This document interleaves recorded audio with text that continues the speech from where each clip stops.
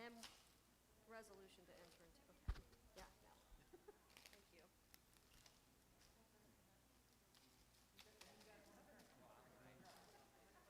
Okay.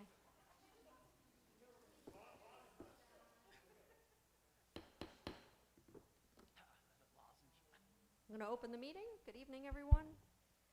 Mr. Colavita, will you take the roll, please? Ms. Driver. Ms. Grillo. Present. Mr. Herbert. Here. Ms. Lindhorst. Here. Ms. Long. Here. Mr. Mason. Here. Ms. O'Reilly. Here. Mr. Sawicki. Here. Ms. Williams-Galliano. Present. We have a quorum. Thank you. Will you please join me in the flag salute?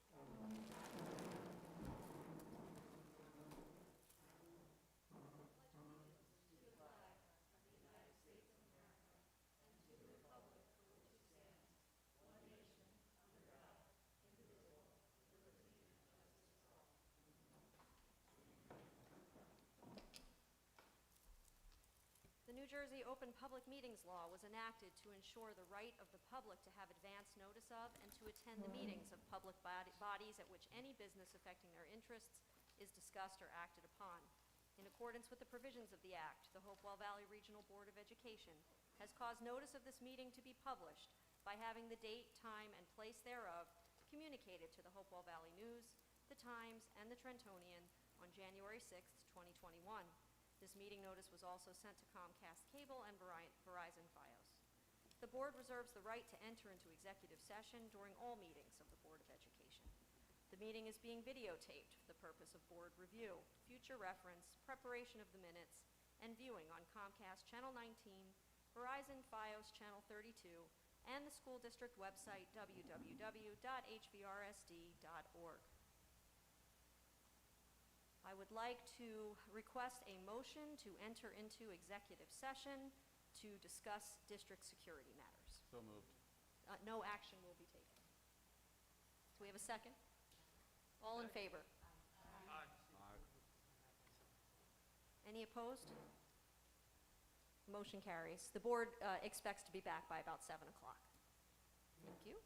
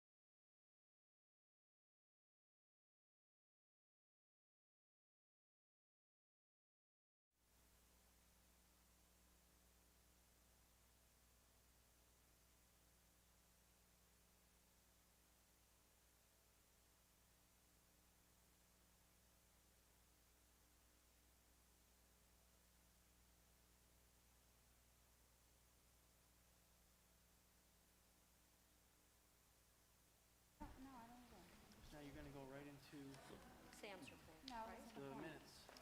Oh, the minutes.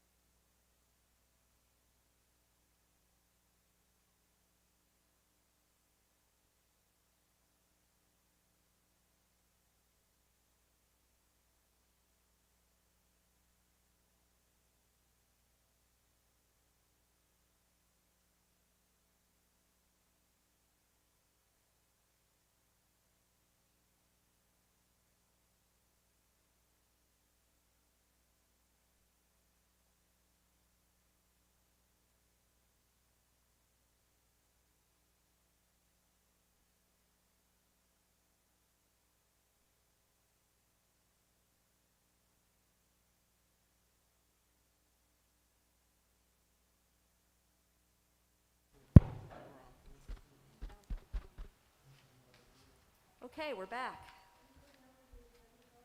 Hey, where was there? Just what's there.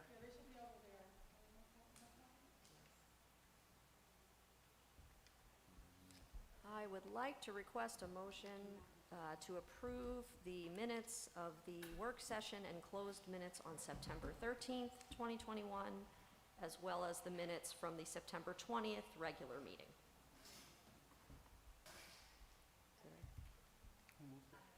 I don't know, are your mics on over there? We couldn't hear you at all. I second. All in favor? Aye. Any opposed? Motion carries. Mr. Neal, thanks for being with us this evening. Would you like to provide a report, please? Yes. It's close enough. All right, let me know if I need to speak up or anything. But for the month of October, It's too tiny, though. Wire's too short.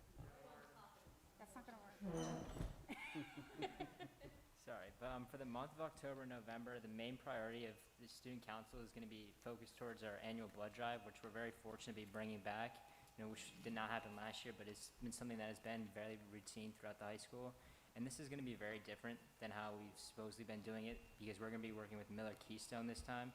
And this is actually based in Ewing rather than Hopewell. And us officers, we actually had the choice of choosing to do it here or in Ewing, but this way they're doing it in Ewing, they're projected to be more participation this way, and we just thought that was the best thing to do. And then this is going to take place from November 17th to November 20th, so this is going to be a week-wide thing rather than just doing it in one specific day. And when we start campaigning for this, we're not going to be doing it just for the students, but we encourage faculty and also parents to do it as well, because it's for a good cause. And this will all take place outside of school hours. And one thing that the student council is very excited to do is we're going to be setting up voting registration for all of the upperclassmen, and this was an issue that one of the students came to us directly, and we thought it was very important to start campaigning and showing the importance of registering students to be able to vote. And this is not just something for the seniors, but also something for the younger students at Hopewell, because there's a pre-registration process, and we think that's very important, whether it's for local elections or just like the midterms next year. It's just very important that our students are not just well informed of how to vote, but that they're actually ready to vote when the opportunity arises. For more student activities, something that came up was our first Pep Rally, which was earlier this October, and we considered it to be a great success because we were able to conduct it outdoors, and we just think it's very important to have these events once in a while, especially coming up last year. We are stressing the importance of the morale of the student body too, and we thought this was very important to have a safe Pep Rally. And for future events, especially with the winter coming up, we're still working on a definitive plan, considering that this time it was outdoors, and we're going to be working with two different plans, an outdoor plan and an indoor plan, just because, especially with our next Pep Rally being right around Christmas time, it's going to be hard to get students outside. But if we put a lot of people in the gyms, we just want to make sure that everybody's safe. And the student council's approach when it comes to all of our events is we're going to be as cautious as possible, but we're all going to be following how the status quo of the CDC and just how our school guidelines regulate with COVID restrictions. And my last thing I have to mention is if you realize we did not have any homecoming related events this past couple weeks, and that is because we are moving that towards the spring. So we may still have a homecoming rally, and we're going to have a dance in the spring, but we still have a definitive plan.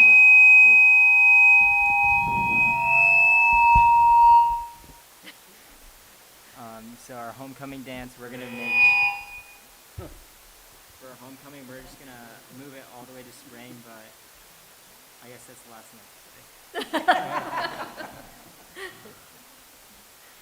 Thank you, Sam. Sorry for the feedback there, but we heard all of the report. Any questions for Sam? All right, seeing none, we'll say thank you very much. And again, if you'd like to stay, we're happy to have you, but we know if you have homework or something to do, you can run on out. I'll just say a few words. I hope that everyone enjoyed the 3-day weekend. Over the past 3 years, the district has used Indigenous Peoples Day to engage in professional development with staff, with a focus on culturally responsive teaching and how the district may best meet the needs of all of our students. And I want to thank our administrators and staff for engaging in these efforts on a day when many students and many people are off from work in observance of the holiday. Please stay tuned for more district opportunities to recognize the history of Native Americans, to include a community read aloud and evening forums for the community.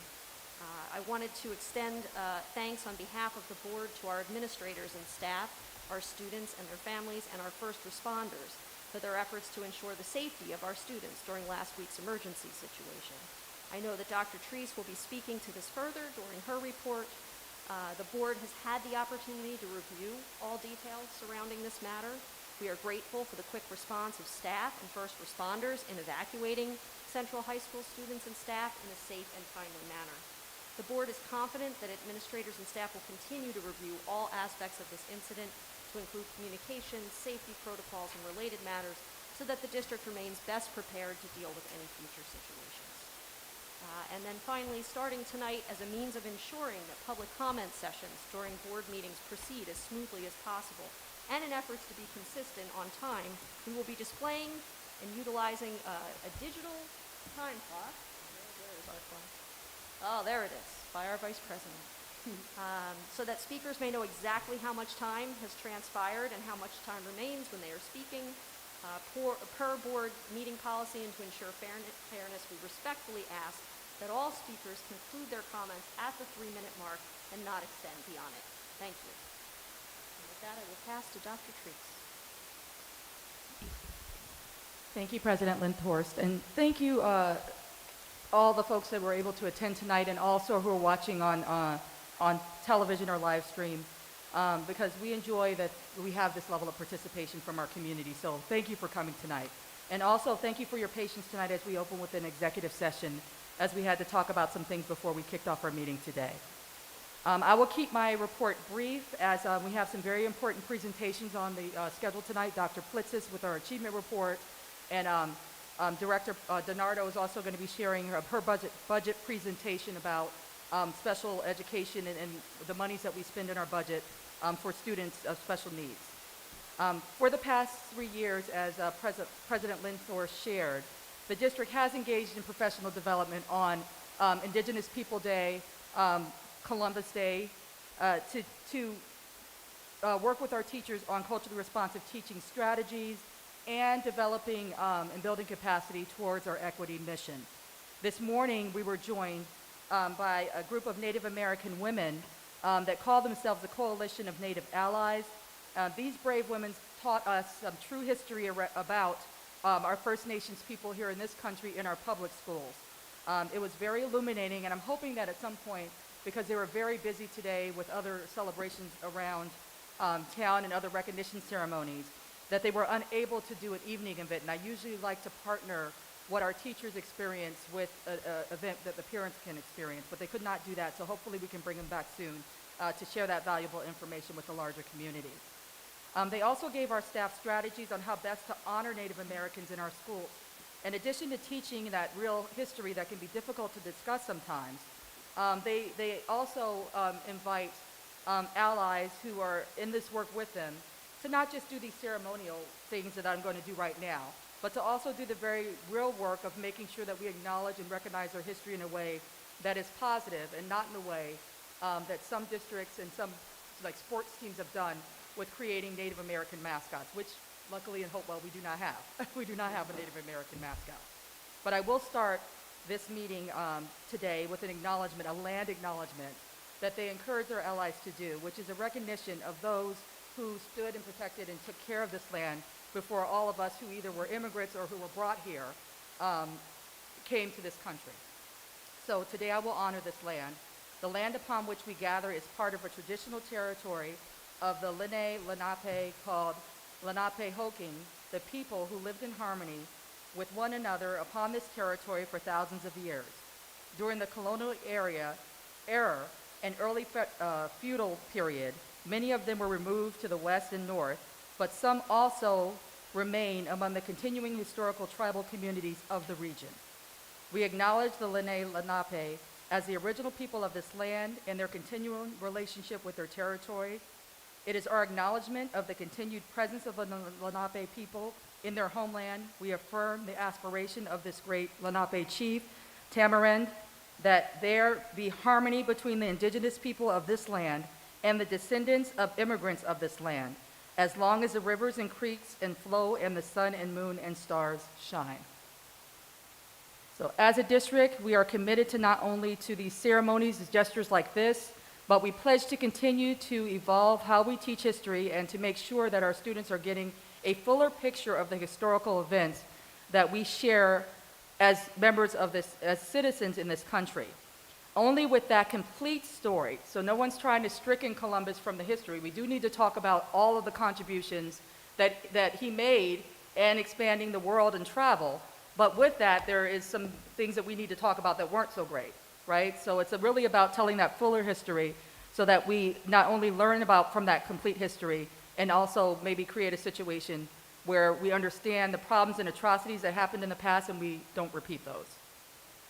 Last Tuesday, I also updated the community on some other things that happened in the district, and I will continue to give you those updates, probably starting out weekly and then going to more of a periodic update so that you have the most up-to-date information on where we are in the district. So tonight I'm going to provide you some highlights from that update that I'll provide this week. First, I want to give you a quick debrief on the events that happened last Thursday at Central High School. Again, we extend our sincere gratitude for those first responders, the faculty, staff, the students, and their quick response during September 30th bomb threat at Central High School.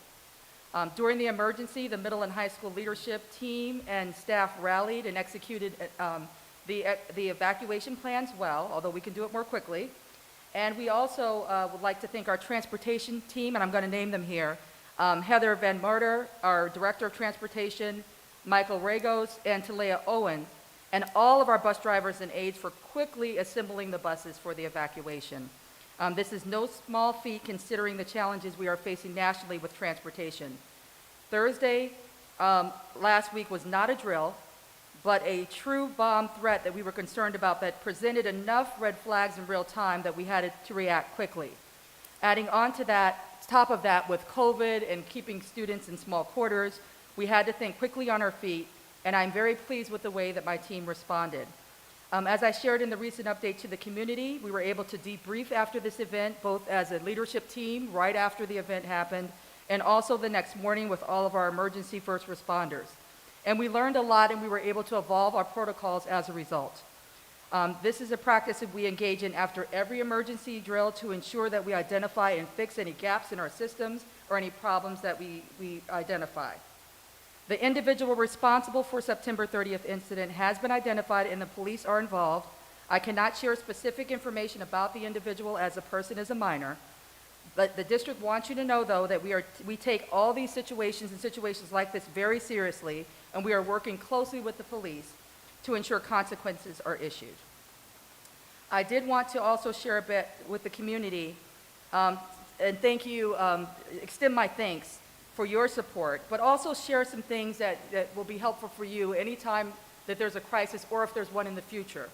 In the time where we're in a crisis, the communication may not come as quickly as you would like. So I have some tips that would be helpful for you, for members of the community, parents, guardians. I know that anytime that there's an emergency and your children are involved, it's a very stressful time. Same with our staff. You have spouses involved.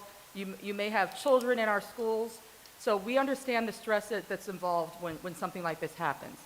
So what the community can do that's supportive of the district that's reacting in an emergency.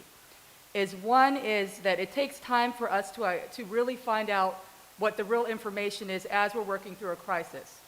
I'm communicating as quickly as I can, but I want to make sure what I communicate to you is real and true and accurate information. So this takes time. In the meantime, we have our kids who are very modern with cell phones in their hands that are texting. We have adults that are texting and maybe putting out information that's inaccurate. Mostly times they're putting out information that's accurate or speculation or rumors. So what is helpful is if you don't respond to or send that information on to social media because you might be spreading information that's inaccurate, and many times you are, or you're maybe creating a situation or escalating the situation by putting out information we don't want out.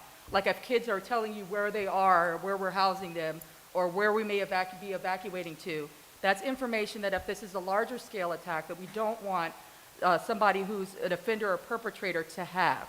So asking your child to sit tight, to let them know that we will be communicating to you anything that you need to know about where your kids will be and how to pick them up, or any information you need about the evacuation will come.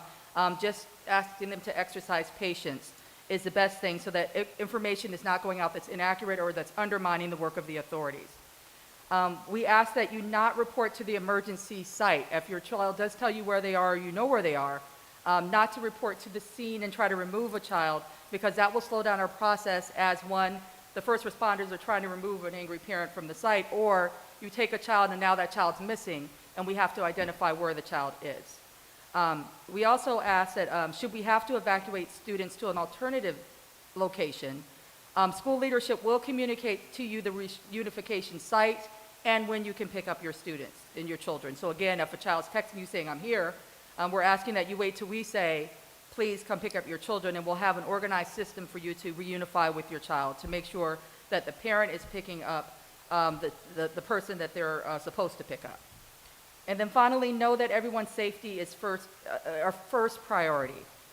So while we're working in real time, and because of the nature and the communication I was getting from first responders on site, and mind you, there were enough red flags that we had bomb squads here, we had dogs, we had the FBI, we had police. This was something we were really concerned that we needed our safety of our staff and our students. So the priority is number one, making sure that kids are safe. So I know that maybe kids were, outside longer than they would have liked to. They might have had a little grumbly stomach, but the alternative if something was really, really going to go wrong was not that. It was really making sure that everyone was safe.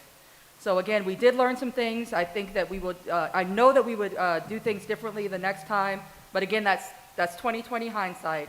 And in our debrief, the authorities assured us that we did the best we could with the information we had and that we did a fine job. So again, I thank everyone for their help. And I also want to end with thanking everyone for their tips.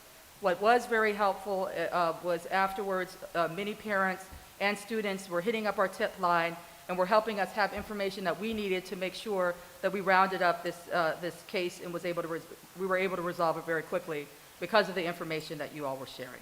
So thank you again. I can't thank you enough for your support, and thank you again for helping the administrative team that's here in that emergency situation.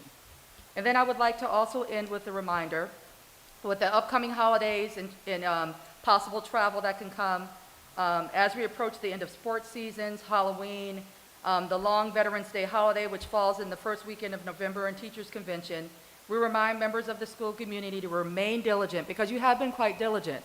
Our numbers in the transmission of the virus has been, and I'm going to knock on something here, we've been doing a good job here in the district because most of our community, a very large portion of our community, are following these guidelines. We also ask that parents and guardians avoid having these large indoor parties that can be spreader events. Yes, you can still have your trunk or treats or your Halloween experience, but just be cognizant of making sure we don't have large group of students all on top of each other, unmasked, or creating a situation where we could possibly cause us to have massive quarantines or lockdowns, especially in our young ones who are not vaccinated. We're enjoying right now a lessening of the surge, and I know that that's a result of the work that we've been doing to make sure that we've been diligent so far. So I thank you all for adhering to the policies, and I know that if we continue with this trend, the board will be able to evolve in the future as we continue to make the vaccine available for larger populations of students and as we move forward and move past some of the upcoming flu seasons and seasons where we know illness passes around. The vaccine, I wanted to talk to you all about that. We finally were able to onboard with the state's company that they offered free testing for staff and students here in district. Miramis, we were able to talk to them on Friday. They will be providing, starting the week of October 18th, and as soon as I have the exact specific information, I will get that to you. They will be setting up at the board office. We're going to use that space so people have privacy to go get the testing if they want it. This is voluntary. We will not be testing large groups of students. This is for parents that want to have access to the testing. It's also available if you don't have insurance, you don't need to get the testing. And we're going to be setting it up right behind the board office in our transportation area. We have a nice office space where we can use, where you can go in discreetly and have your child tested, or staff members who want it to be tested can be. Our staff members who are not vaccinated can use this also. They are not required to, though they are required to present the district once a week with a negative COVID test, but this will be available to them so that they don't have to go out and use their primary care doctor for that process. We're looking for an afternoons time slot so folks can go, and we're going to try to straddle the middle school and the high school, middle school, and elementary schedules, the dismissals, so teachers have access and so do students, and they have promised us a quick turnaround with the results. What will be required of you is filling out an electronic consent form online if you want to have your child tested before you come to get the test, and it'll be on a standing day every day, once a week, so that they can fill out the test tube that the sample will go out and connect it to the person it belongs to and get the results to the right person. Other than that, if you have insurance cards, they are using those first. If you don't, there is an opt-out, or if you want to opt out on the insurance card, you can, and then the state will pay for any of those things that aren't applied to an insurance card. So that's all the information I have on that for now, but again, as soon as I have specifics on that and we have the consent form, we will get that out to the community as soon as possible. Right, that's all the information I had on my report. Thank you, Dr. Treese. That was very thorough. Lots of topic areas there. Any questions from members of the board for Dr. Treese? Okay, seeing none, we will move on to the annual achievement report. Hello. Thank you so much, and thank you, Mr. Calavita, for being in charge of the slides. So this presentation is situated around how Hopewell Valley students are performing on AP exams as compared to other students both in the state and in the U.S. I chose to organize the presentation this way so that we could see how our students are doing as compared to who they are competing for to get into college. So this is just a brief overview of the agenda that we'll be discussing. We'll be talking a lot about AP scores as well as a bit about the SAT scores. All right, so let's start with the AP overview. So here is the possible College Board offerings of AP classes. You can see the ones that are highlighted in yellow are the ones that we currently do not offer. So we offer roughly 70% of what College Board has proposed, which is great.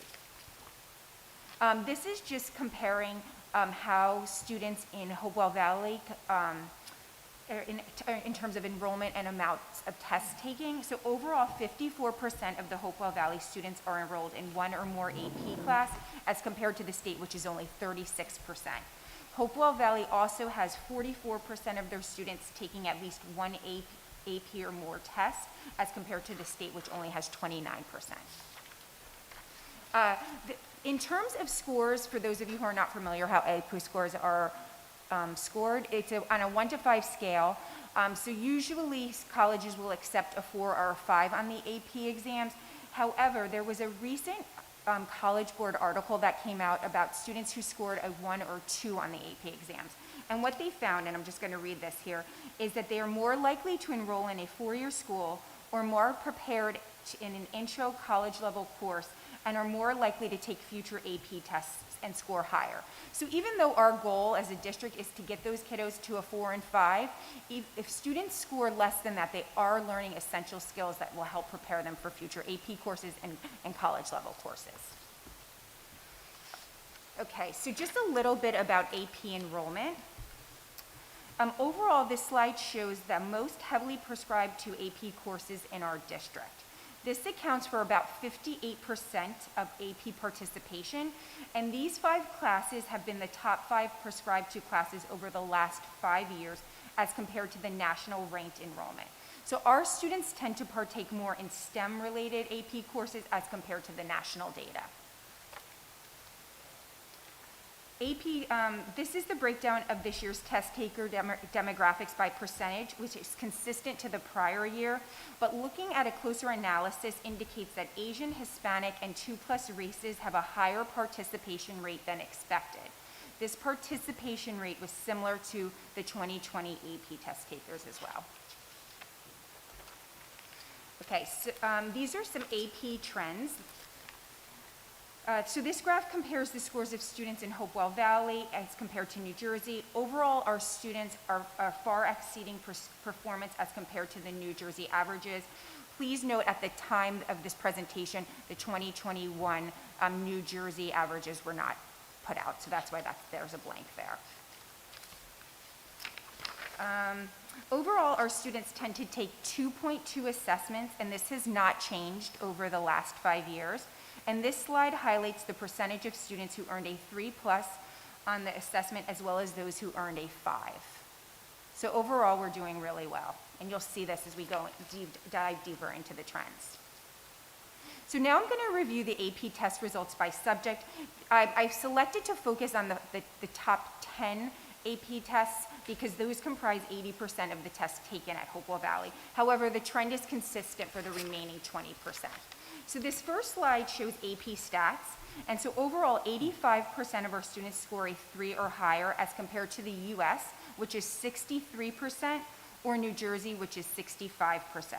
So in addition, approximately 50% of our students achieved a 4 or higher on this subject.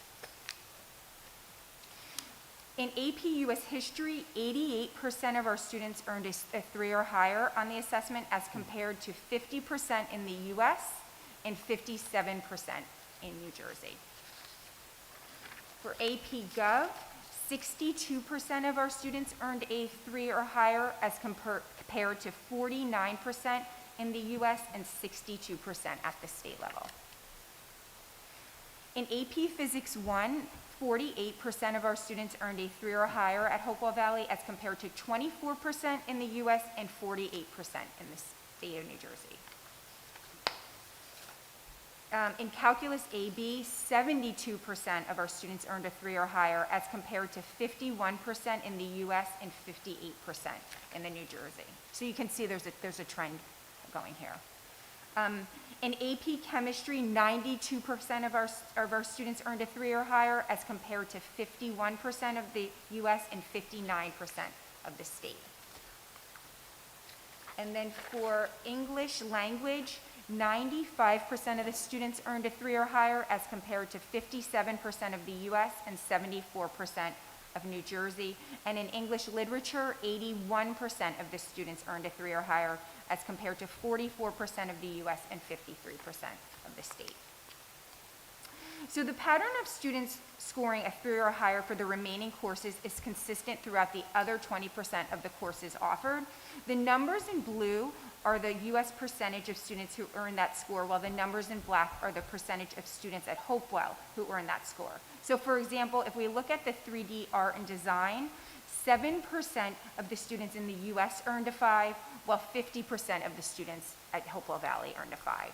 And so the next few slides just go through the state, and you can see some of them are highlighted in yellow, and those are courses that we don't offer at Hopewell Valley, but students can opt to take the assessment even if they don't take the course. So Mr. Calavera, you can just go through.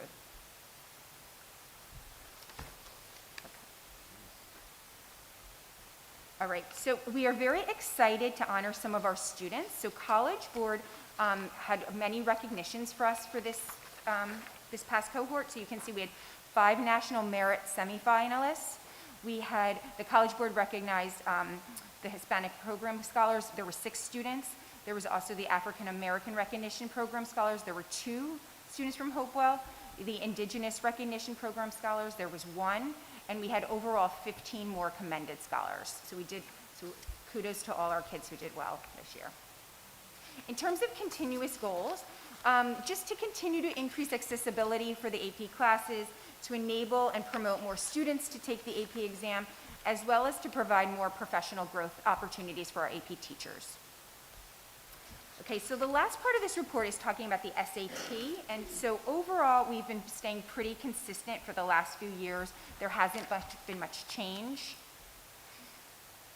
On average, Hopewell Valley scores higher by New Jersey by 74 points in ELA and 82 points in math. And there are our final averages. So the take-home message here, I know I went through a lot of numbers, is that that our students are scoring higher and are earning 3 or higher on our AP exams, and our percentages are much higher than the state and in the US overall, which is great. So thank you. Thank you, Dr. Politzis. Do any board members have any questions for Dr. Politzis? I just would love to hear a comment regarding the effort of the school district to get more students in, and that how that may have impacted the scores over time. And then secondly, just in terms of those courses that are not as high, you had previously updated us, and I just think those are great to share publicly. So in terms of accessibility, a few years ago, we did reevaluate our prerequisite scores for students to be eligible for AP. And so even though, and you can see by the numbers, even though we did increase our accessibility for the students to get into the courses, it really, our scores are still comparable to they were when our prerequisite scores were higher, which is great. So the students are rising to the occasion, and they're interested in being in the course, and their performance is showing that. One thing to note was just one score that historically, not just at Hopewell Valley, but within the U.S., AP Physics 1, for whatever reason, those averages are always the lowest averages. And even though, you know, that is a national pattern, our students are still scoring higher than the U.S. in terms of getting a 3 or higher, and they're also comparable to where the state is. Did that answer your question? Okay. I have a kind of related to the first part of that question. Is there any data on the participation here versus in those, you know, New Jersey, U.S., the percentages? So there was data, like one of the first slides was just in terms of how many students are enrolling or in one or more AP courses. And so in the school, we have 54%. Mr. Colaveda, it's 1, 2, 3, it's like 4 or 5, slide 4 or 5. Nope, keep going. Backwards? No, go backwards, yeah. Nope, no, like towards the front. There, that Oh, one. that one, yes. So you can see Got it, here yep. that the school has 54% of the students enrolled in one or more, where the state only has 35. Right. And the amount of students who are taking the test. Thanks. Second follow-up, is that on a yearly basis? Or, okay. This is year to year, yeah. Okay. And from that standpoint, at some point, could you follow up with what percentage of students take, like, this many courses as AP? I think that'd be useful for 2 reasons. One, it would help illustrate how many take it over time. The other concern is just from a social-emotional wellness standpoint. There's a lot of pressure on students to take a lot of AP. So I'd be interested to see what the distribution looks like, because, you know, that's something we should be cognizant of as Yeah, well. no, and I looked at that data, and so roughly our students take about 2.2 assessments, or AP scores, and that has been pretty consistent since 2014. And I don't have the data past that. Okay. So it's been pretty neutral. Dr. Politzis, I have 2 questions. Sure. The first, so the physics, you know, noting that that was lower, does that have anything to do with math level and when they're taking physics and the math needed? And then the other question is, are we considering like doing a macro and microeconomic AP in the future? So in terms of the AP Physics 1 course, I don't think it has to relate to the math levels because it is an algebra-based AP. So it's so I don't think that has anything to do with it. And I don't think it has anything to do with the prerequisite scores at all too. I just think that, and this is, I'm totally just anecdotally speaking, but this is a fairly new assessment that came out, you know, it's newer than, let's say, like the AP Stats. So I think that there might be, and not to place the blame on College Board, but there might just be issues with like how the assessments are aligned in terms of the curriculum that they're giving to us. Okay. And this is all anecdotal, just based Right. on conversations Okay. I've had. Now, in terms of like the micro and macroeconomics, I have not been a part of any conversations about bringing it in, but that doesn't mean, it doesn't mean we won't. But at this point, we haven't.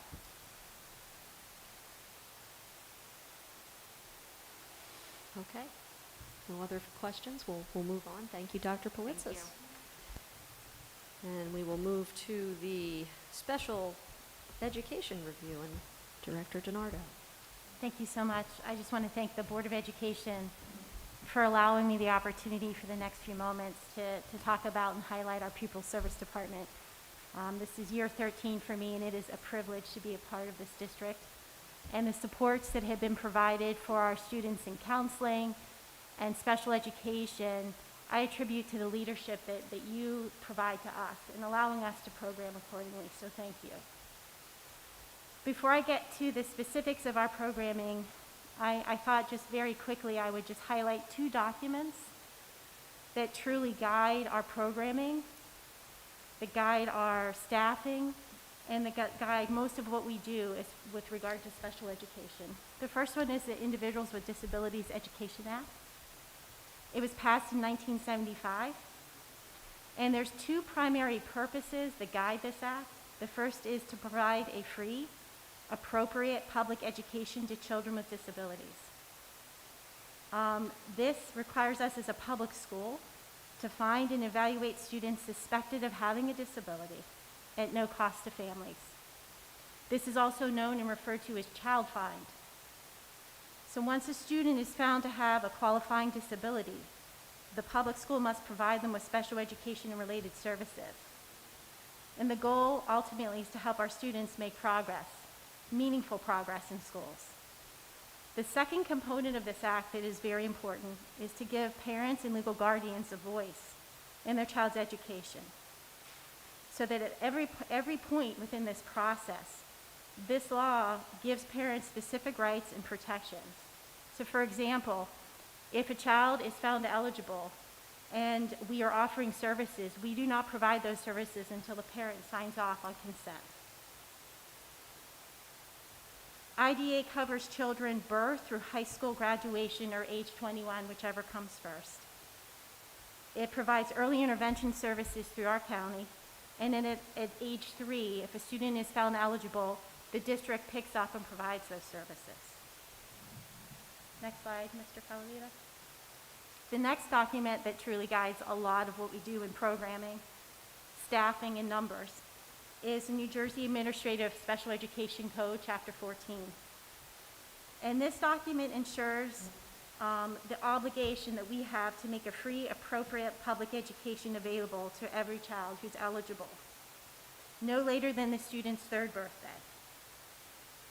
And it ensures that we provide a free, public, appropriate public education, that it's available to any student with a disability who needs special education and related services. It also ensures that the services and placement needed by each student with a disability to receive this free, appropriate public education are based on the student's unique needs, and it ensures that students with disabilities are educated in their least restrictive environment. So those 2 documents truly guide not only what I do, but what my staff does, from evaluation processes to programming to really writing effective individualized education plans. So when we look at our pupil service office, some of the things that we oversee out of that office is we handle all of our students' preschool through age 21.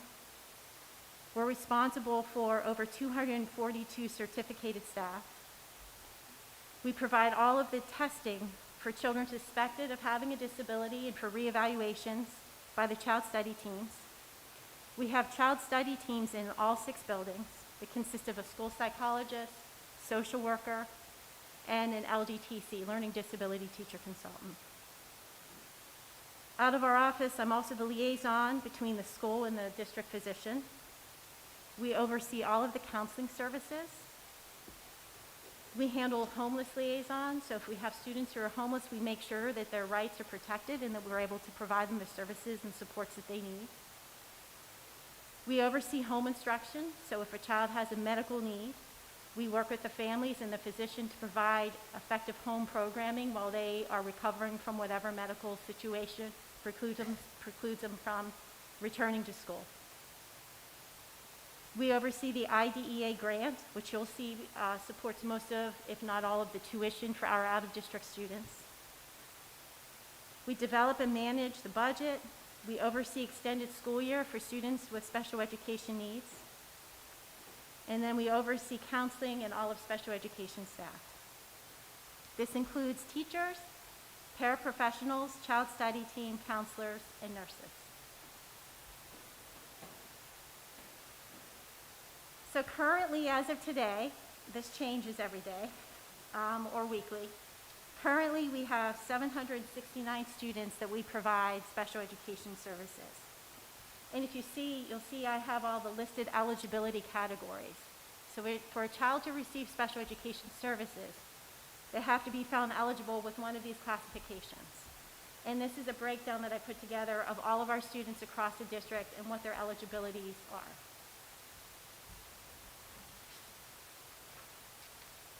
Next. These are a list of some of our programs within district.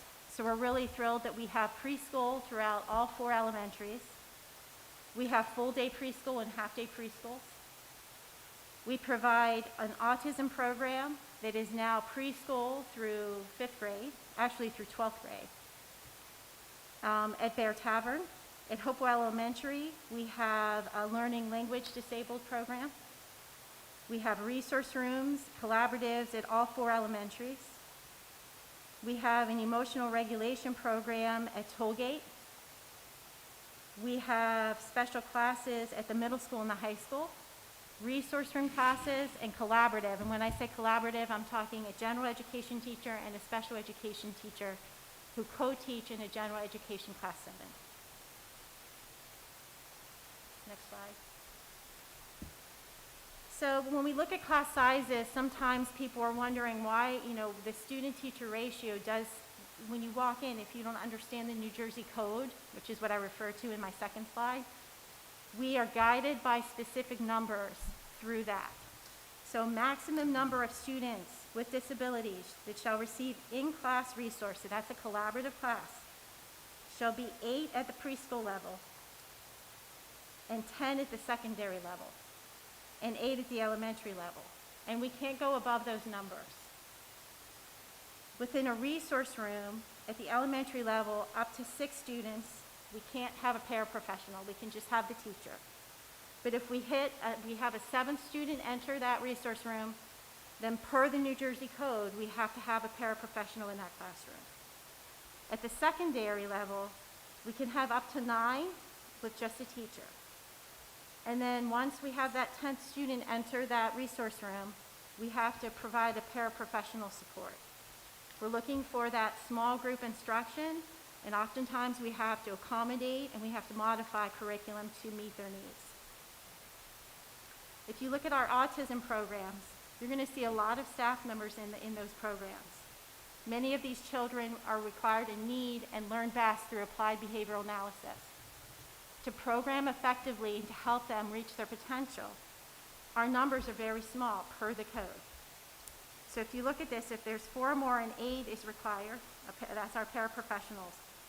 We have a maximum of 6 allowed at the elementary in an autism class. And at the secondary, we cannot go beyond 9. So the class sizes are small. It's not something that I made up. It's part of our New Jersey Administrative Code.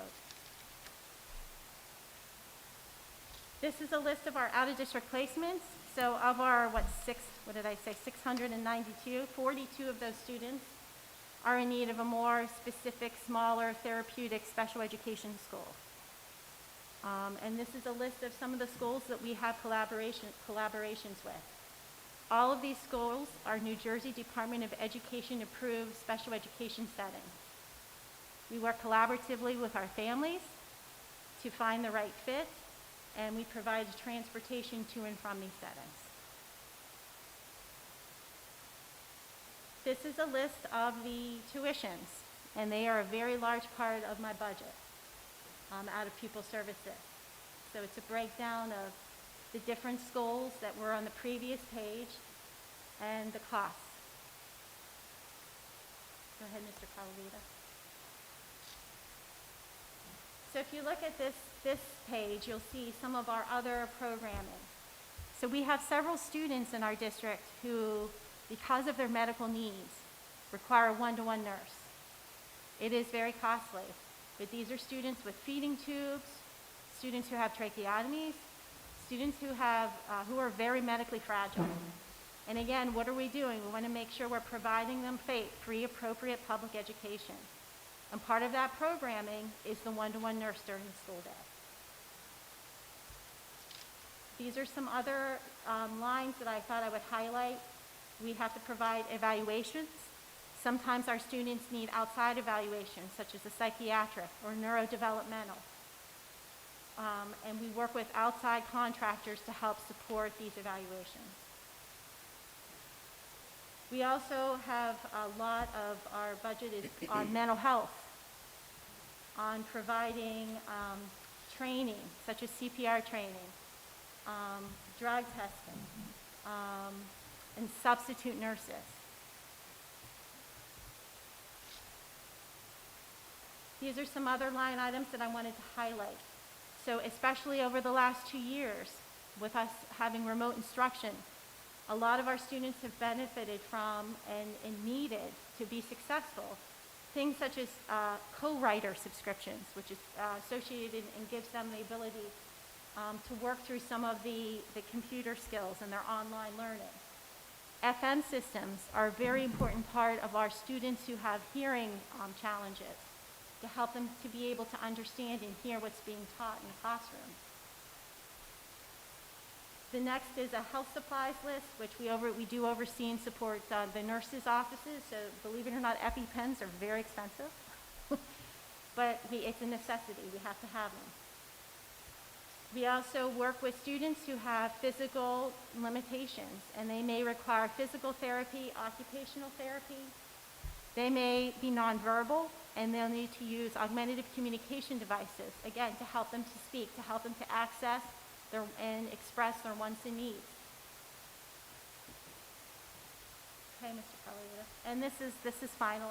Again, it's just such a privilege to be a part of this district. I'm so proud of our programs, our staff, from preschool to our students out in the field working and being supervised in work. This is one of our middle school. They were doing a science experiment, Mr. Mason's class, last week with an egg drop.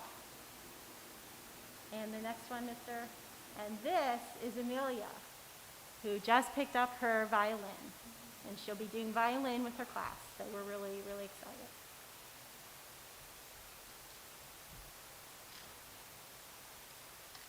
Anybody have any questions?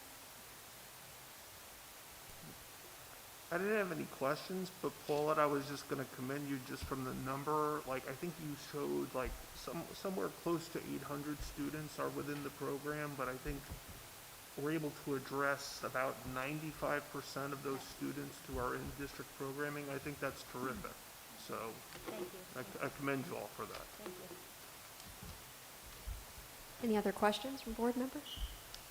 As far as overall budget, is it, the budget going to be the same, increase? We always strive for that. It was a little bit less this year. Okay. You know, we do, because of the pandemic, we do have a few more students in out-of-district placements that just needed a much more therapeutic environment. But for the most part, my hope is that it will stay status quo. And what are the biggest what causes the biggest fluctuations during the year in your budget, from your budget to your actual? It's really tuition. So we could have 2 students move into district who have come with one-to-one nurses who are very involved, who need an out-of-district district placement. And, those 2 students, their educational costs to be able to help them access their education could be anywhere from $150,000 to $200,000. And it could literally happen in a 48-hour period. And we have to meet their needs and make sure that they have access to that education. And so one of the things that we've talked about a great deal, at least in the legislative activity that goes on in the state and in the country, is how do we receive more funding? There's been discussions in the state of, how do we fully fund IDA? How do we work our way towards that? And hopefully that's something that we'll continue to work for and push for as a board, because we see here how much it costs to educate our special education students, and we could use that help. Even in an affluent district, we could use that help, for sure. Any other question? Just a real quick point of clarification. I think the number was 763. That included the 42 students that are out of Yes, district? that's all of our students. Gotcha. Thank you. I don't have a question. I just wanted to follow what Adam had said.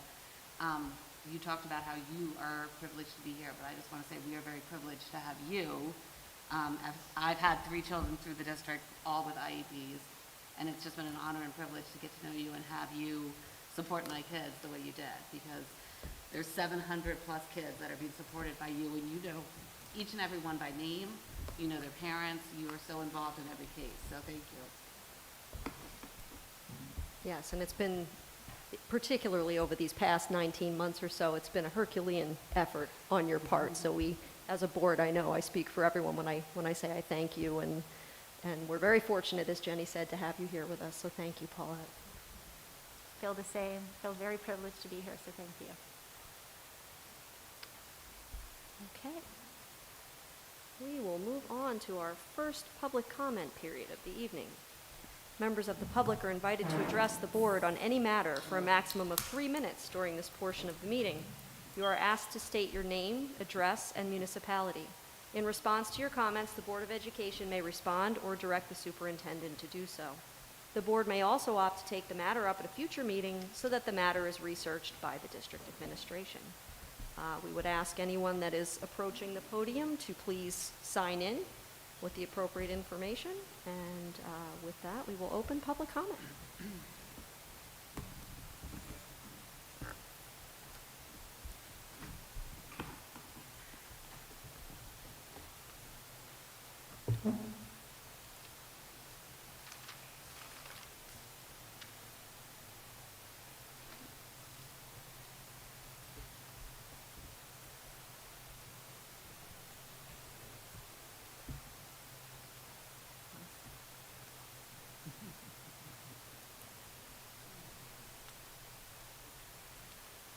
Good evening, everyone. My name is Matt Branham. I live in Pennington. I'm here as a concerned parent and community member, and I'm also here to gently provoke your conscience. Hopewell Valley Regional School District policy with regard to COVID quarantine infringes on the equitable quality and quantity of education our public school students are receiving, as distinguished by medically and religious exempt children. In addition, this policy poses the risk of inflicting severe social and emotional distress on students and families who are being discriminated against due to their religious and medical positions. I request that either both vaccinated and unvaccinated students should have to quarantine if in close contact, or neither. Lawrence School District, for example, requires quarantine for close contact regardless of vaccination status. Complying with policies that serve to segregate our children is unacceptable. The guidelines submitted by the CDC and the Board of Health are guidelines, not laws. The CDC and the Board of Health have no authority to make laws or enforce laws, as you all know. As American citizens, we are not obligated to comply with guidelines that discriminate and/or segregate our children, as demonstrated by Lawrence School District. Limiting a student's access to education based on religious belief is discrimination and violates the Constitution, as well as Title VII of the 1964 Civil Rights Act. For the social and emotional well-being of our children, segregation has no place in our schools nor our community. And Miss Anita Williams-Galano, I just wanted to recognize you. Last meeting, you were the lone board member who asked for clarification about this policy, and I wanted to thank you for that. So that's all. Thank you. Thank you, Mr. Branham.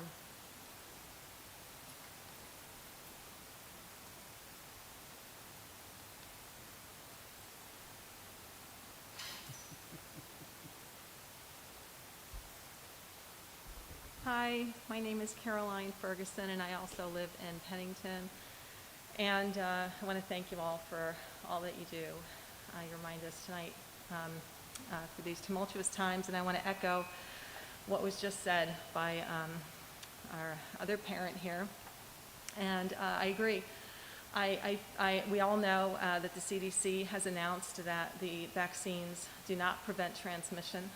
So I believe that we need clarification also on the clarification, because there isn't an understanding of what will happen to those children, the children that are not vaccinated, that are going on vacation and returning. That was exempt from the last email that went out, Dr. Treese, and if you could clarify for us if the same policy is in effect that is treating the children that are unvaxxed, who may have already had COVID, disparately. So what is their access to education afterwards in the general population? Are they being denied access to academics? That is what we're here to do.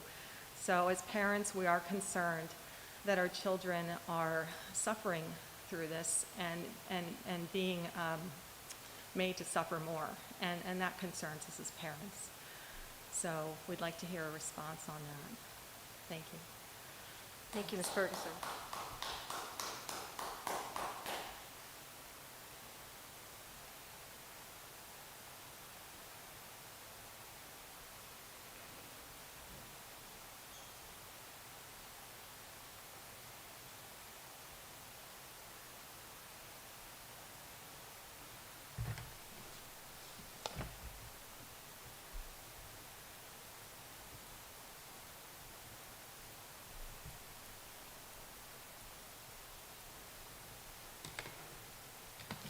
Hello, my name is Bruce Martin. I live at 28 Forest Lane in Ewing.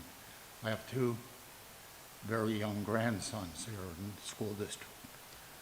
My concern is the critical race theory being taught? It's a simple question. Thank you, Mr. Martin. We answer all the questions at the end, so Okay, thank you. thank you.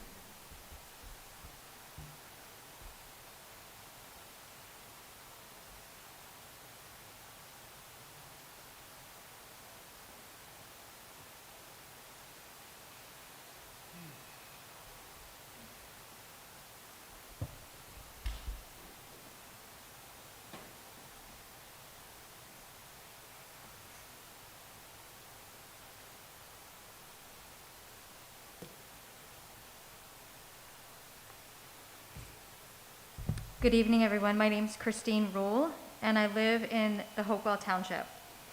First, I just want to say I appreciate you, Dr. Treese, addressing what happened a couple weeks ago with the bomb threat. That's what I came here to talk about today. I know you acknowledge that you see some areas for improvement, but I still have some concerns, and I'd just like for you guys to all hear from a parent's perspective, kind of what was going through our heads.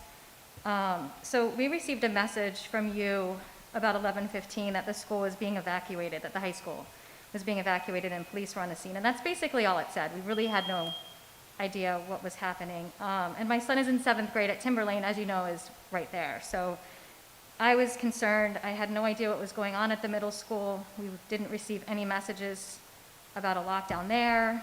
I was texting him, trying to find out if he was okay. And, you know, I'd heard, I know you were saying you don't listen to the rumors and the text messages, but I really had no other way to get information. So I heard that there was a bomb threat at the high school and that they were being evacuated over to the middle school and outside of the school. And that's, you know, at the time my son eats lunch outside at the middle school. So again, it's just all these things racing through my mind, you know, where is he? Is he in his classroom? Is he having lunch? I mean, we really didn't know what was happening.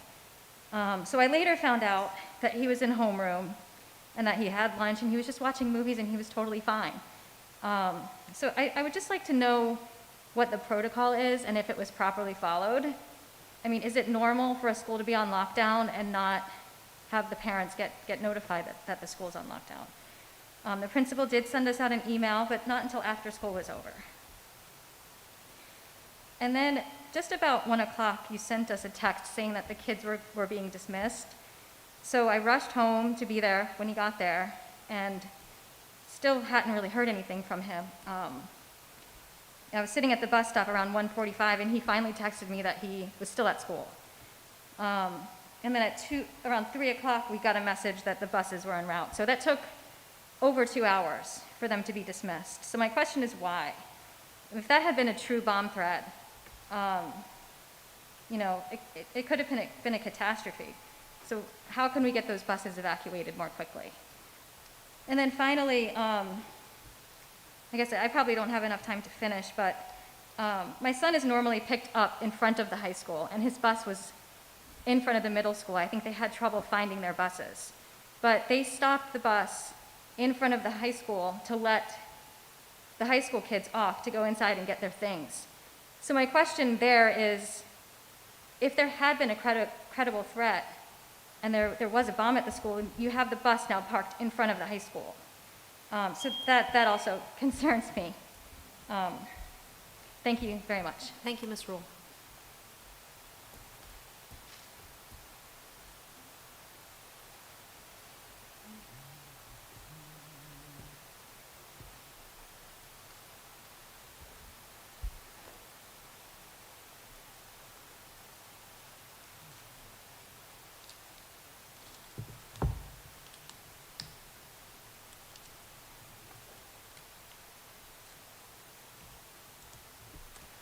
Hi, my name is Sylvia Kosis, and I live at 7 Wydale Drive in Pennington, New Jersey.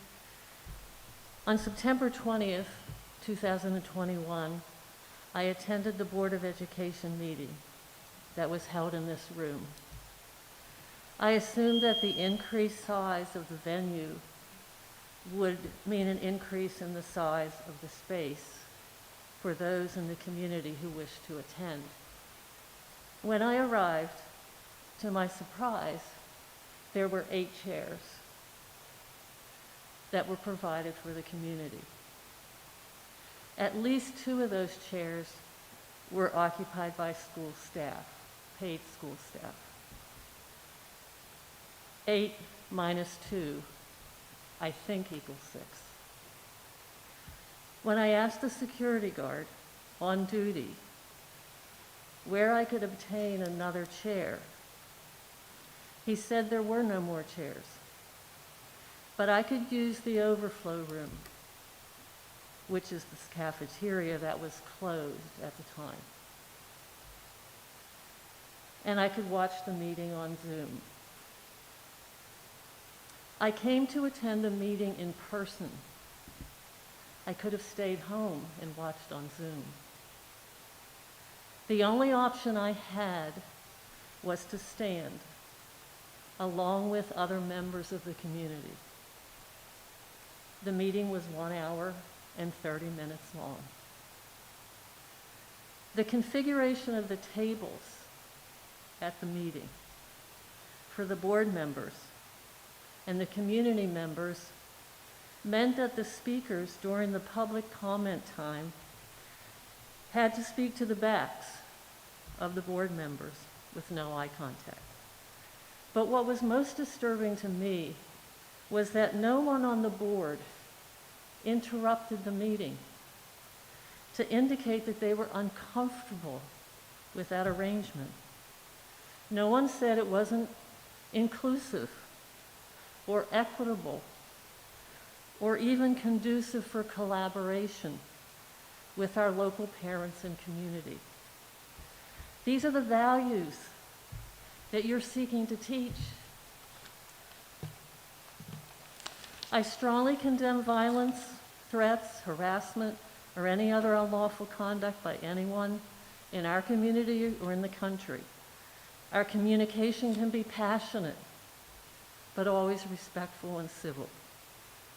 But the overwhelming majority of parents and community members are concerned about what's happening in the public schools, are engaged in peaceful and lawful conduct. Thank you for all the work that you do. Thank you, Ms. Kosis.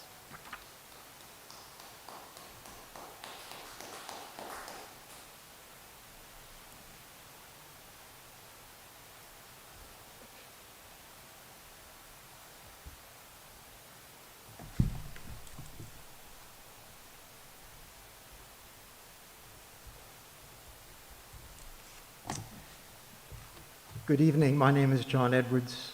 I live on Pennington Harborton Road, just to back of the high school. I rise to, support Dr. Treese's comments about the need for a fuller history. I believe she said to evolve how we teach history and a complete history. And I rise very much in support of that. By way of background, I have an undergraduate degree in history and economics from Princeton University, a master's and PhD in economic history from Michigan State University. I've spent a lot of time in Africa.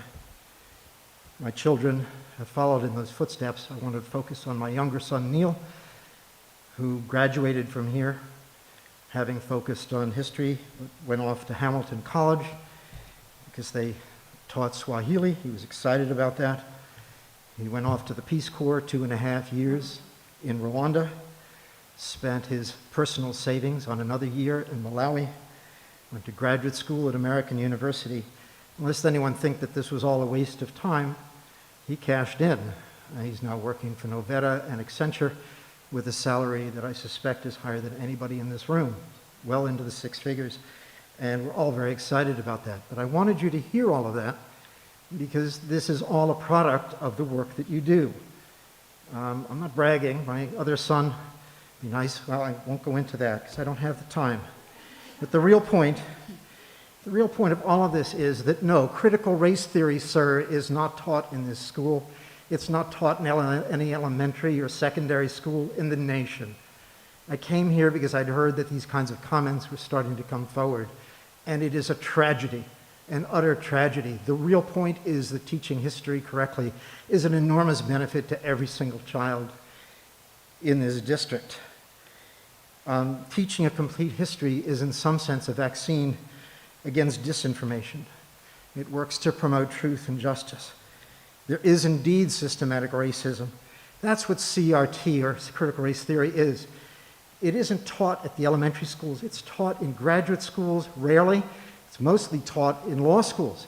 And it's taught as an explanation for why there is systematic racism in employment and in housing, and why certain structures are racist. It is not taught here. To the extent that it's taught here, to the extent that it is taught in any respect, it is to make sure that the curriculum promotes tolerance. And that kind of tolerance was extremely important for both of my children. It's allowed them to prosper. And the idea that anybody would have a problem with this or bring it up is really, really tragic. Even bringing it up, well, you're allowed to bring it up. But the real point, of course, is that a lot of this is a product of disinformation itself. And this whole thing has been trumped up, and it is utterly shameful. And I thank the board and Dr. Treese for the work that they're doing in making the curriculum far fuller. Thank you. Thank you, Mr. Edwards.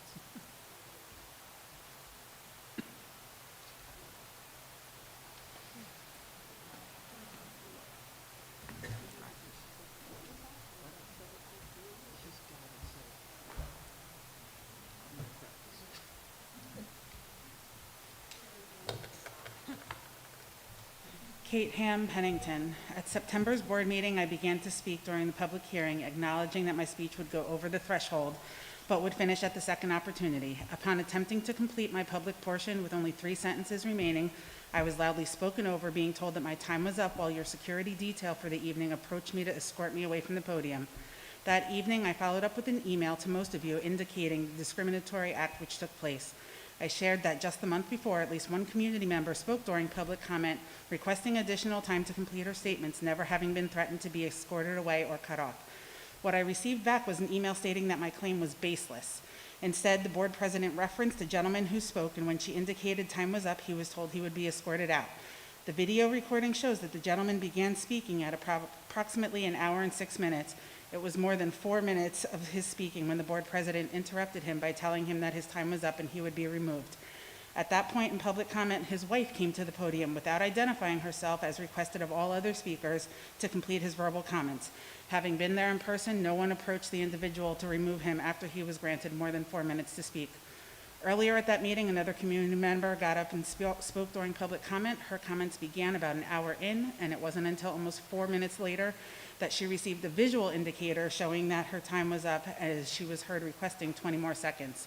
The same individual went on to speak close to 5 minutes. She wasn't spoken over, cut off, or threatened to be escorted away. These are just examples from the August meeting, and I know that there are more. The difference between these individuals and myself, I'll allow you to view the video to process that.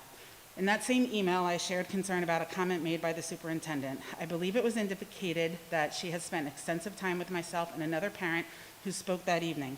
I cannot, nor would I ever speak to another parent's interaction, but please know that I did meet with the superintendent once in August. That meeting was at my request to better know and understand the background of this individual, to understand her vision from the district and acquire knowledge of action to come. I'm not one to take the word of public mouths. I don't assume what I hear out on the street to be truth. Instead, I go directly to the person. The meeting was only 30 minutes. The first 20 were spent discussing the above. The final 10 minutes at most were expressing concern where this district has failed my child. Transparency does not exist. I was not given the opportunity for further in-depth discussion, as she had another meeting to go to. No other discussion has occurred, nor have questions been answered. I continue to ask for the opportunity for a meeting to ask my questions and receive answers, but thus far the silence has been deafening. Though it is never a comfortable feeling to admit wrongdoings, errors, or mistakes, aren't we teaching our students that the first step is acknowledgement and then a correction plan or resolution to move forward? If we teach the students in that manner, why aren't other areas handled in the same manner? How can we expect our students to self-advocate and problem solve when those they look to don't? Thank you, Ms. Ham.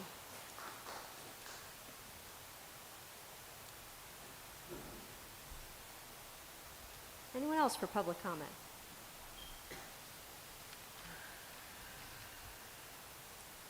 Okay. We can decide. Do you want to speak to the unvaccinated children who go on vacation and what the policy holds there? Quickly again, the policies that we're following, the CDC policies and guidelines for travel are on the website. It is different if you're vaccinated versus an unvaccinated person, whether it's a child or an adult. If you're vaccinated, you don't have to quarantine. You still should be getting tested on day 5 or 7 when you return. You should still be following safety protocols when you're traveling. Unvaccinated, just like the quarantine policy, if you are close contact, you are to quarantine and then returning after testing on day 5 or 7, I believe it is, with a negative test. Those are the CDC guidelines, and those are the ones we've adopted as per the road forward with the state, which we will be codifying into our policy today as we receive that from the state. Those are the guidelines. The question has been asked multiple times if this is mandatory. Is this law? We can't force anyone to do this. Gratefully, everyone has been following this. These are guidelines, as we are not under the state of the emergency here in the state of New Jersey, but our parents are complying, and as a result, I believe we are fortunate that we don't have a widespread cases, and we are holding our own. We're doing very well with that. That is not the case in other districts where they have other policies, and we see that playing out in the news, and that has not been going well. So we don't have large numbers of students quarantining, nor do we have large outbreaks going through our schools. I think that answers both of those policies there. The CRT question, the college professor. Mr. Martin asked the question, but yes, Mr. Edwards addressed it. Yeah, Mr. Edwards did address it. We don't teach critical race theory in the sense it is a paradigm that they use mostly at the college level. We don't dig into it at that level here. We certainly do teach history. We do teach difficult history. We have protocols in place for how we do that. But it is uncomfortable when we teach these histories in our classroom.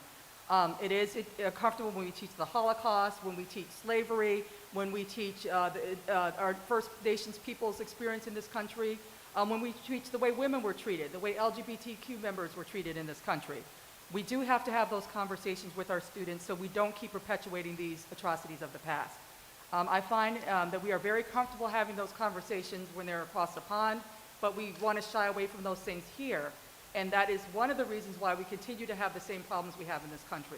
So as these things are mandated by the state, as this is the right thing to do when you teach history, we do teach students to research, to use primary, secondary sources, to question everything, and to ask hard questions. And we do tell the complete history as best we can, and we defer to historians like the gentleman that's here, and college professors, and organizations like Facing History and ourselves, Teaching Tolerance, to give us the resources that we need to do this safely with kids at all the appropriate grade levels. And then finally, the lockdown protocols. While I can't share specifics about where we evacuate kids to or how or when, again, we will try to improve our communication as best we can, but when we are dealing with an emergency situation, I really can't be communicating in real time everything that's going on that's going to keep up with the way a kid may be texting or adult might be texting in that real time. So we're asking that you just be patient with us, knowing that we are dealing with an emergency situation, and our primary responsibility is to make sure everyone's safe. And we will get communications to you as quickly as we can. And with our debrief, we learned some ways that we can do that more quickly in the future. But will I be telling you that your individual child is safe in any of those communications? I probably can't do that. But can I tell you where folks are going and how? I can't share that information either, because that can create problems where we can cause a situation where the first responders are compromised, and or the kids that we're trying to keep safe and the staff members we're trying to keep safe are compromised. So we will do the best we can to try to increase that communication to you. I think that was all the ones I'm sorry, wanted we to can't take questions from the floor, but if you'd like to follow up by email, we'd be happy to respond. Absolutely. Or we also have a second public comment period later in the meeting. Dr. Therese, just to clarify, regarding the communication, that also includes an enhanced communication with the police department and those other first responders in any communication that might go out to the community. Is that correct? Yes, that's correct. Thank you. And I would like to take a moment to address Ms. Kosa's comments as well. So we moved our meetings here from our boardroom to try to accommodate more folks. And unfortunately, I think there was a breakdown in some of our communication at the last meeting. But I will say this. We are limited in space no matter where we go during this pandemic. We are doing our absolute best to welcome you into our meetings, to allow you to make public comment in a way that is comfortable and is heard by everyone. If we have to have an overflow room, that's all we can do in the time. We do have it on the screen. You can hear the sound in there of the meeting. But unfortunately, wherever we go, we're going to be somewhat limited on space. I want to encourage you that this board does everything that we can to encourage participation and transparency, and we will continue to do so. But we also ask for your patience and that you work with us during the challenges that this pandemic presents. So thank you. Yes, thanks for that, President Linthorst, because I meant to respond to that. And I wanted to thank you, because really, when our backs were facing that space, and we were just concerned about tech and so many other things, it just really was something that we didn't pick up on. I appreciate you reaching out to us and letting us know that we needed to correct that situation, and I'm glad that we did that and changed the orientation of the room. So I do appreciate that. It just was something that just wasn't on the radar, and we should have been paying a little bit more attention to that. So thank you. I appreciate that. Can we put out more chairs? Yeah, I mean, the chairs is one thing, but it's, also trying to socially distance and the placement of the chairs and so forth. But we will do our best, and we will continue to improve each month. I promise that. So with that, public comment is now closed.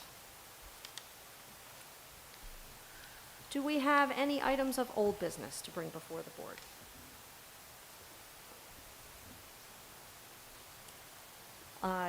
I would just mention that I did receive the results, the compilation report of the board's self-evaluation. I'll be sharing that out soon with everyone. I have scheduled time with our New Jersey School Board Association field rep, Jesse Adams. He will be here at our December meeting to go over those results with us. And I look forward to those discussions. Consent agenda, all the items marked with the asterisk. I'd like to request a motion to accept the items on consent, please. So moved. Second. Second. All in favor? Aye. Aye. Any opposed? Motion carries. Mr. Sawicki, would you please provide a Finance Committee report? Yes, all the items were on consent. We had a meeting last Thursday. I apologize that the minutes did not go out before this meeting, but we actually had some follow-on questions, which I think were very valuable. So if anything, I'd like to get that incorporated, and we'll share them as soon as possible. I think the focus of the meeting was we had representatives from Integrity Consulting Group who advises us with regard to our health insurance plans. So we got an overview of where we stand with regard to our, how we're handling our health insurance for our staff.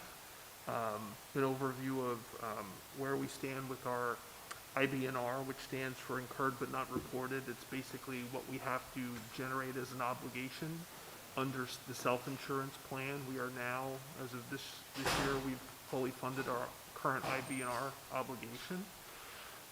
And we've been running well with regard to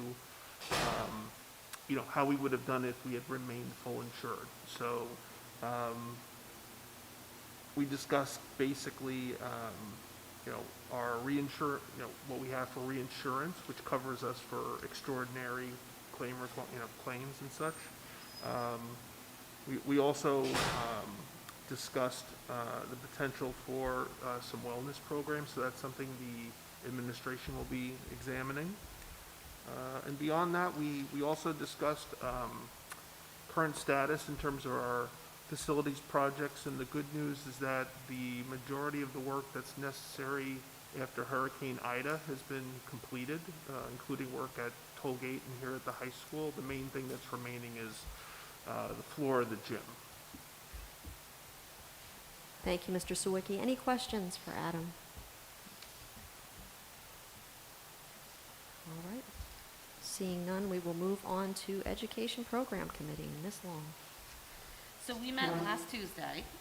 In my 6 years here, it's the first time we did not meet on the Monday of the meeting. So it feels like it was a very long time ago.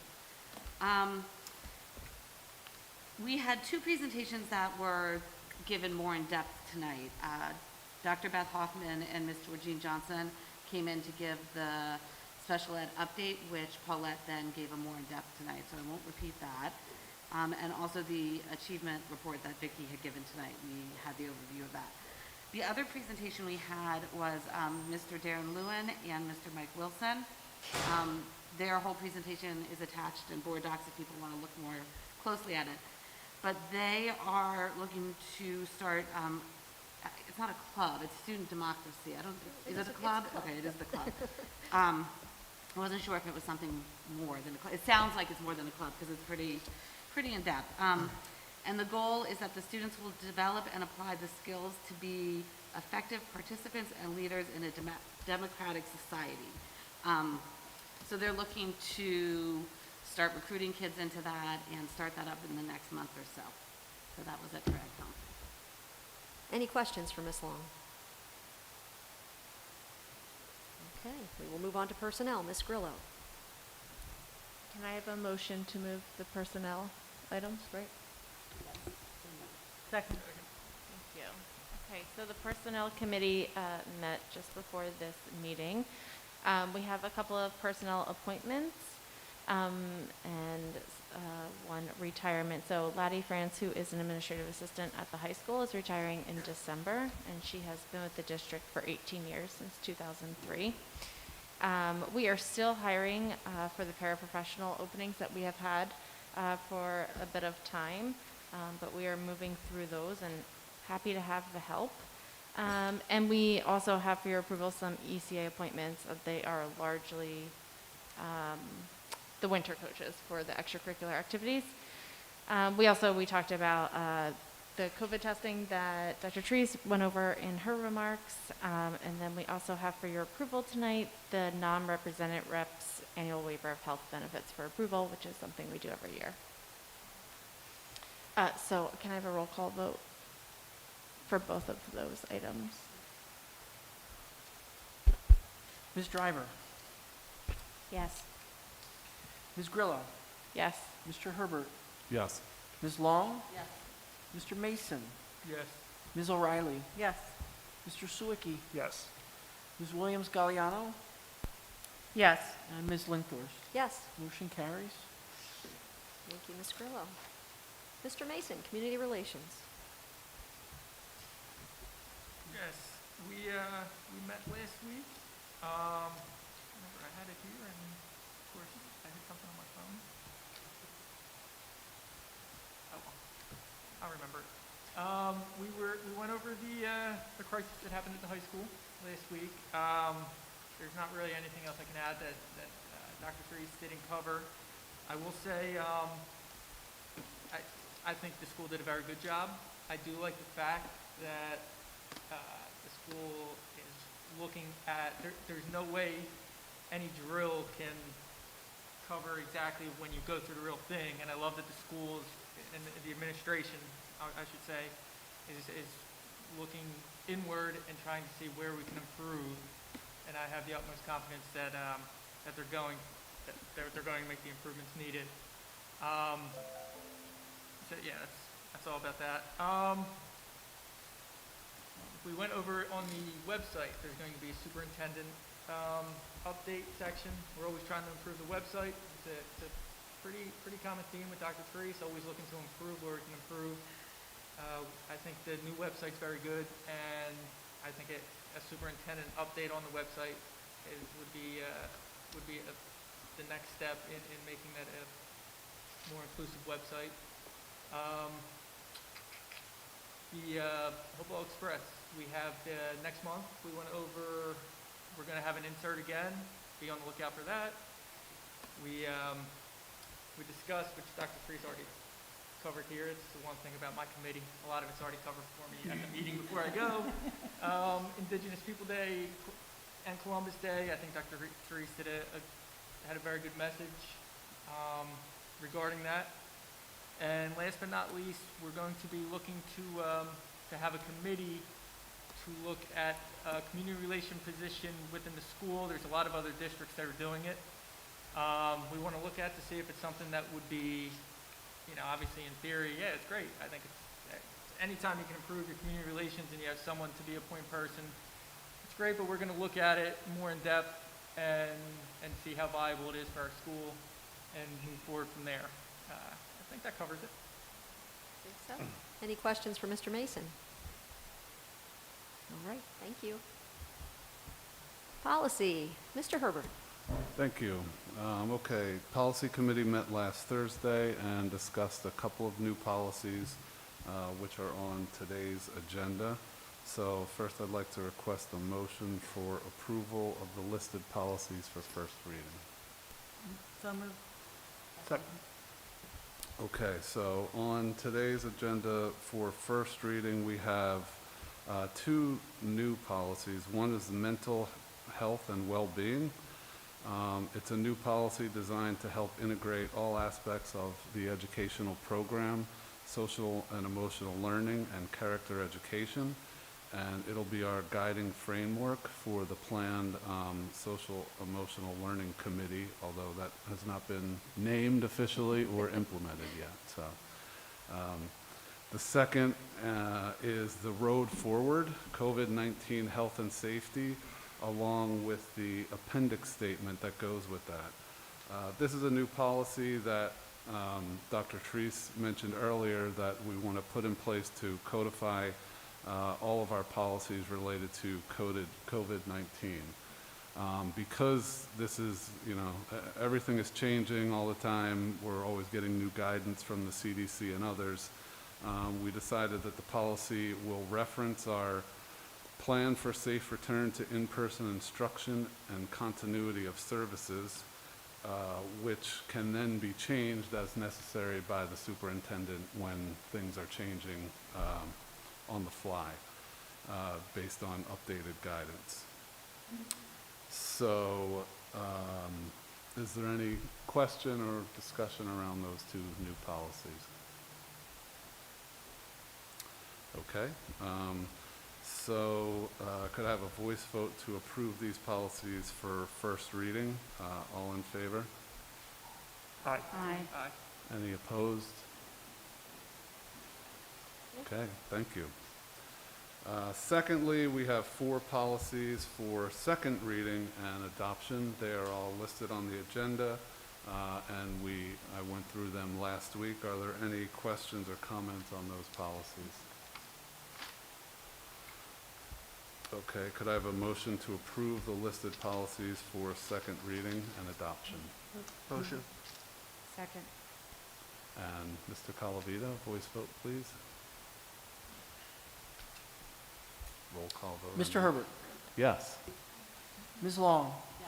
Yes. Mr. Mason? Yes. Ms. O'Reilly? Yes. Mr. Sawicki? Yes. Ms. Williams-Galliano? Yes. Ms. Driver? Yes. Ms. Grillo? Yes. Ms. Linthorst? Yes. Motion carries. Thanks. Finally, we briefly discussed a policy that has come up now and again regarding the homeschool and extracurricular activities. The plan is to have a full discussion of this policy at our November meeting, or at our November policy meeting, and then introduce it at the next full board meeting for further discussion by the full group. And that's all I've got. Thank you, Mr. Herbert. Board calendars. Shall we start with, I'd like to request a motion to accept the board calendars for October and November, please. Second. All in favor? Okay, so, Finance Committee, when would we like to get together? 8th or 9th? I'm sorry, what? The 8th or 9th of November? They're good. Which one, anyone? Either one's good for me. 5 o'clock? That work? The 8th is good, the 9th is not. Okay, the 8th at 5 o'clock. Going once. Okay, I think we're good. So, Education Program, So if we're keeping with our new plan, yes. that would be Tuesday the 9th. Okay. And I don't know if you want to keep it at 10 a.m. I don't know what's better, 10 a.m. or if we're going to bounce back and forth still. Does 10 work? 10 works for everyone? All righty. Thank you. Personnel will be on, what is it, November 15th? 6:15. Community Relations. When is the Yeah, teacher what's that? convention weekend? Fourth. So, okay, so the next week we're not. Does the 11th work? What does? That's a Thursday. It's a Thursday. That's a Thursday. How does that look for you, Dr. Tree? Sure. What time? We The usually- 11th. Thursday. It's the 11th. It's a Thursday. That we normally did. Last time we did a Wednesday. Either way works for me.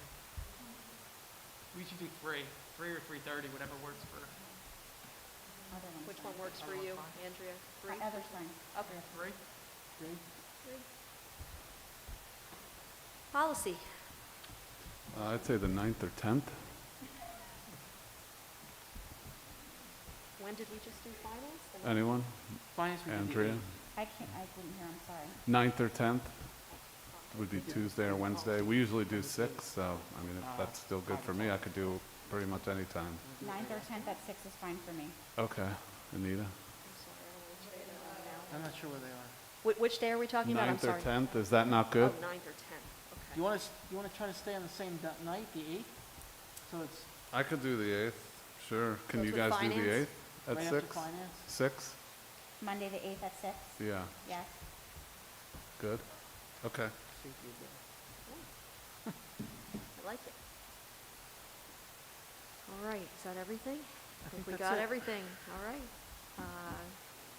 All in favor of approving the calendars for October and November? Aye. Aye. Any opposed? Motion carries. Second public comment period. Members of the public are invited to address the board on any matter for a maximum of 3 minutes during this portion of the meeting. You are asked to state your name, address, and municipality. In response to your comments, the Board of Education may respond or direct the superintendent to do so. The board may also opt to take the matter up at a future meeting so that the matter is researched by district administration. Public comment is now open. Justin's a crime.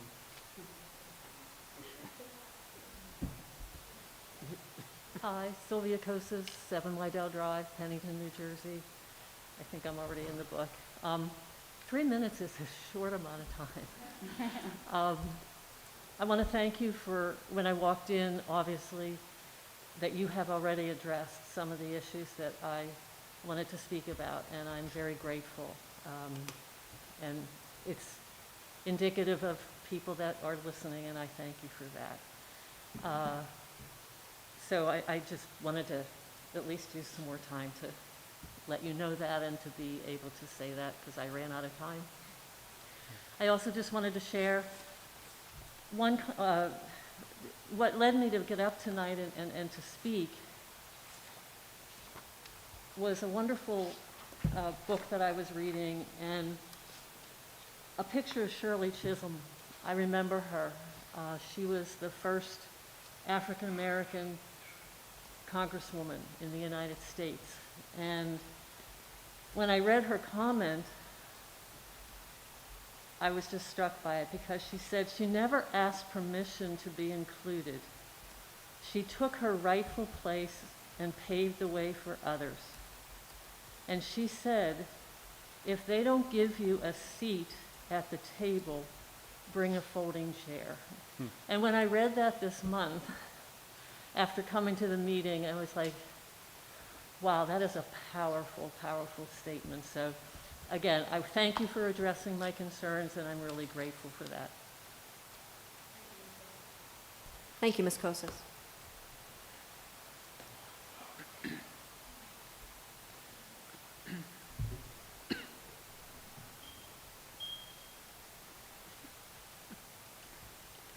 Kate Ham, Pennington.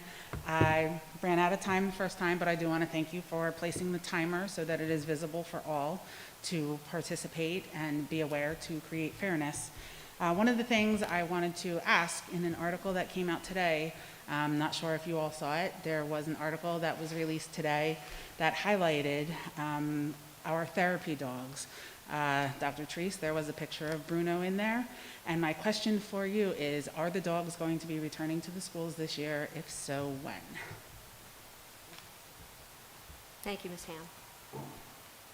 Anyone else for public comment?